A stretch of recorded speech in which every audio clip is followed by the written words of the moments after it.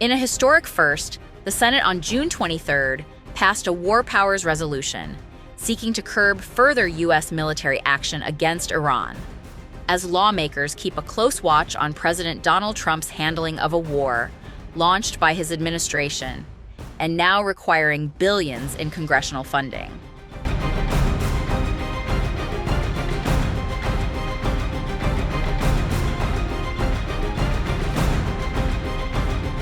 In a surprise 50-48 vote, the Senate approved a war powers resolution for the first time after 9 previous failed attempts to curb the conflict. While the measure is largely symbolic and not legally binding, it underscores growing unease among Republican lawmakers over both the war and President Donald Trump's deal with Iran to bring it to an end. Even after passing both chambers of Congress, it will not be sent to Trump for his consideration and does not carry the force of the law. Senate Democratic leader Chuck Schumer of New York criticized the lawmakers, saying time after time, the vast majority of Senate Republicans sided with Trump and his war instead of the American people. Schumer argued that Americans are now paying the price for what he called Trump's historic blunder in Iran, warning that the move could be remembered as one of the worst foreign policy forays America has ever made. 4 Republicans, Lisa Murkowski, Susan Collins, Rand Paul, and Bill Cassidy, joined Democrats in backing the resolution, while Democratic Senator John Fetterman voted against it. Trump is set to visit the Capitol on June 24th to meet Republican senators, while Vice President J.D. Vance has been overseas leading talks with Iran aimed at ending its nuclear ambitions, one of the key justifications cited for the war. Trump is reportedly frustrated with Republicans who have spoken out against his Iran deal, according to the Associated Press.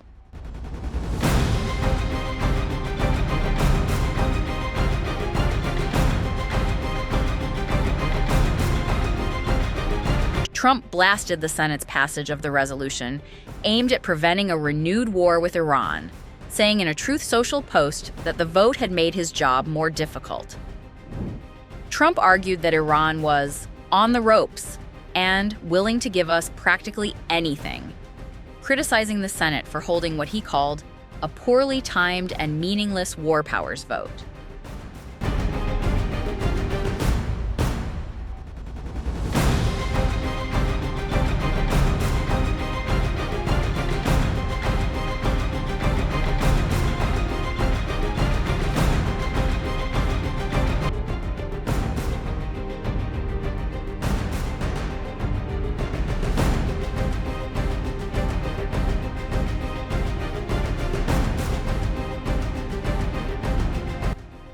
Trump singled out the 4 Republicans who backed the measure, calling them Republican losers, and claiming their vote left Iran questioning what it meant, adding that the senators had made my job more difficult.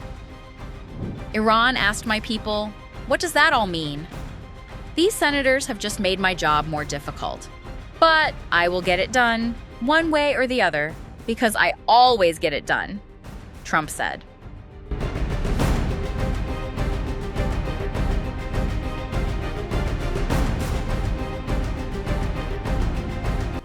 A new Reuters Ipsos poll shows that fewer than 1 in 4 Americans believe President Trump's war with Iran was worth the cost, highlighting widespread public skepticism over the conflict.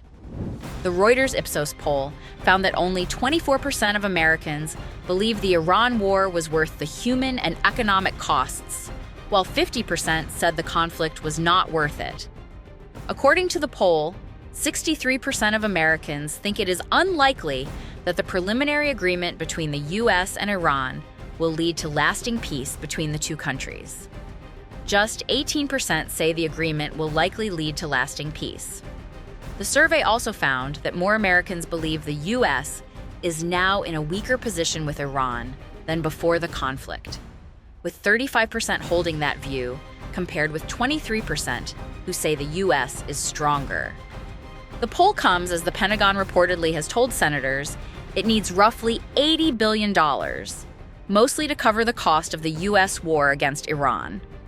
Defense Secretary Pete Hegseth seeks about $80 billion in additional funding to replenish military stockpiles after the Iran war. Hegseth has been on Capitol Hill this week to shore up support at a time of high skepticism over Trump's ability to bring about an end to the war. In addition, the White House has requested a historic $1.5 trillion for the Pentagon, a heavy lift at a time when many Americans are grappling with inflation and high gas prices. While lower than the Pentagon's pre-war estimate of $200 billion, the $80 billion request is still far above the $29 billion figure Hegseth presented to Congress last month. House Democratic leader Hakeem Jeffries criticized the funding request, saying, "We should not spend another dime of taxpayer dollars on Operation Epic Failure." Defending the request for $80 billion funding, Trump claimed that not only do Americans support the request, they demand it because they won't allow Iran to have a nuclear weapon.